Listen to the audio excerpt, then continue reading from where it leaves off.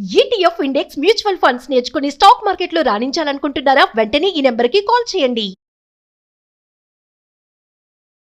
నమస్తే రమగారు. నమస్తే జయ. రమగారు, మనమంతా కూడా మన ఆది దేవుడు గణపతి. ఏ కార్యక్రమం మొదలుపెట్టినా మొదట ఆయన్ని పూజించి తర్వాత వెళ్తాం కదండి. ఏ విధంగా ప్రార్థిస్తే ఆయన యొక్క అనుగ్రహం మనకు వస్తుంది? ఎలాంటి ప్రార్థన చేయాలి? మనకందరికీ తెలిసిందే, వినాయక చవితి చేసుకుంటాం, అక్షంతలు నెత్తి మీద వేసుకుందాం, చవితి నాటి చంద్రుడిని చూడకూడదు, ఇది మనకు తెలుసు. అంతే అంతే కదా. అయితే చవితి ప్రత్యేకంగా సాధారణంగా చవితి దేనికి పనికిరాదు జయ. ఏదైనా ఊరు వెళ్ళడానికి పనికిరాదు. చవితి నాడు ఏ పని చేయరు, ఏం చెయ్యం. పాడ్యమి పనికొస్తుంది కొన్నిటికి. తర్వాత విధియా తదియా చాలా మంచివి. చవితి మంచిది కాదు, పంచమి మంచిది, మళ్ళీ షష్ఠి మంచిది కాదు, అష్టమి నవమి కూడా అంత పనికిరావు, కొన్నిటికే అన్నిటికీ పనికిరావు. తర్వాత సప్తమి పనిచేస్తుంది, సప్తమి పనిచేస్తుంది, అష్టమి నవములు పనిచేయవు, దశమి ఏకాదశి పనిచేస్తాయి. ఇప్పుడు మన ఈ తిథులు లెక్క ఉందా? మరి చూడు, మనకు ఆదిదేవుడైన భగవంతుడైన విఘ్నేశ్వరుడు చవితి నాడు పుట్టాడు, ఆయన తమ్ముడు షష్ఠి నాడు పుట్టాడు, వాళ్ళ అమ్మగారు అష్టమి నాడు జన్మించింది. అష్టమి మనకి పనికిరాదు కదా, అస్సలు పనికిరాదు. అష్టమి నాడు ఏ పనులు చేసినా అన్ని కష్టాలు అంటాం కదా, పనికిరాదు అనుకుంటాం. కానీ చిత్రంగా అమ్మవారి జననం అష్టమి నాడు జరిగింది, ఆమెకు ప్రీతికరమైన రోజు అది. ఇప్పుడు చవితి ఏం చేయొచ్చు మనం? ఏమి మంచి మంచి కార్యాలు చేయకూడదు, వస్తువులు కొనుక్కోకూడదు, ఊరు వెళ్ళకూడదు, ఏదైనా పని మొదలు పెట్టకూడదు, కానీ వినాయక పూజ చేయొచ్చు. ప్రతి చవితి వినాయక పూజ చేసుకోవచ్చు. మళ్ళీ దీనికి ఏదో అమోఘమైన పూజ అదేమిటో చేసేయాలని కూడా ఏం లేదు, చాలా సింపుల్గా మనకందరికీ వచ్చు. పిల్లలకి ఫస్ట్ నేర్పిస్తాం. శుక్లాంబరధరం విష్ణు శశివర్ణం చతుర్భుజం ప్రసన్నవదనం ధ్యాయేత్ సర్వ విఘ్నోపశాంతయే. బాగుందా? ఈ శ్లోకంలో మనం ఒక వినాయకుడే కాదు, విష్ణువు ఉన్నాడు, పరమాత్మ ఉన్నాడు. ఇది మనం పరమాత్మ మొత్తం ప్రపంచాన్ని సృష్టించినటువంటి ఈ ప్రపంచ నిర్మాణకర్త అయిన పరబ్రహ్మ స్వరూపాన్ని ఆరాధన ఆ శ్లోకం. అందులోనే మహావిష్ణువు ఎవరైతే దీన్ని నడిపిస్తాడో జగన్నాటక సూత్రధారి, ఆ నాటక సూత్రధారి అయిన విష్ణువుని ఇదే శ్లోకంతో మనం కొలుస్తాం. ఈ శ్లోకం ఆయనకి సంబంధించింది.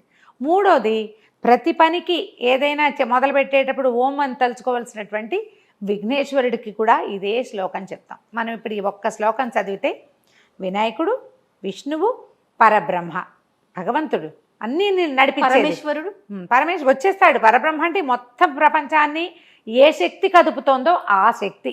ఒక ఆయన నడిపించేవాడు, ఇంకో వాళ్ళని విఘ్నాలు ఆపేవాడే కాకుండా అసలు ఈ మొత్తం విఘ్నాలకి నడపడానికి, కూర్చోడానికి, నుంచోడానికి కారణమైన పరంజ్యోతి పరమస్వరూపం ఏదైతే ఉందో ఆ శక్తిని గురించి కూడా ఇదే శ్లోకంలో చదువుతాం. మీకు ఏ స్తోత్రాలు రాకపోయినా పర్వాలేదు, ఏ పూజా విధానము తెలియక్కర్లేదు, శ్రద్ధగా శుక్లాంబరధరం విష్ణువే చదువుకోవచ్చు. చవితి నాడు తప్పకుండా చదువుకోవాల్సిన శ్లోకం శుక్లాంబరధరమే.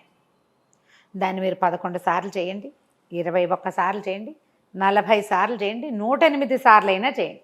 ఇది పరిపూర్ణమైన మంత్రం, గాయత్రి మంత్రంలాగా పరిపూర్ణమైనది. చక్కగా ఆ ఒక్కదాన్నే చదువుకోవచ్చు. వినాయకుడికి బోల్డెన్ స్తోత్రాలని, రుణహర్తృ గణేష స్తోత్రము ఇలాంటివి ఉన్నాయమ్మా, చదవచ్చు. కుదరద్దు, చేత కావద్దు, ఎందుకంత హైరానా? మనకు వచ్చింది స్పష్టంగా చదువుకుంటే సరిపోతుగా. చిన్నప్పటి నుంచి నేర్చుకున్నాం, అది మనకు బాగా వచ్చు. ప్రతి చవితికి వినాయక ప్రార్థన చేయండి మస్ట్ అండ్ షుడ్గా. మీరు ఆ ప్రార్థన చేశాక మీకు కావాల్సిన పని చేసుకోవచ్చు. ఆ రోజున ఏదైనా పని చేయాల్సి వచ్చింది, అమ్మో చవితి నాడు పని అవ్వదంటారు ఇంట్లో వాళ్ళు, మీరు 21 సార్లు అది చదవండి. పొద్దున్నే 108 సార్లు ఒక మాల పట్టుకుని పూర్తి మాల చేసేయండి. మాలతో జపం చేసుకుంటాం కదా, మాల పట్టుకుంటాము, ఈ వేలు మీదకి వస్తుంది, ఈ వేలు పరిహరించాలి, దాన్ని ఇట్లా వెనక్కి తిప్పాలి మాలని. 108 చేయండి శ్లోకాలు. ఆ తర్వాత ఏ పనైనా చేసుకోవచ్చు.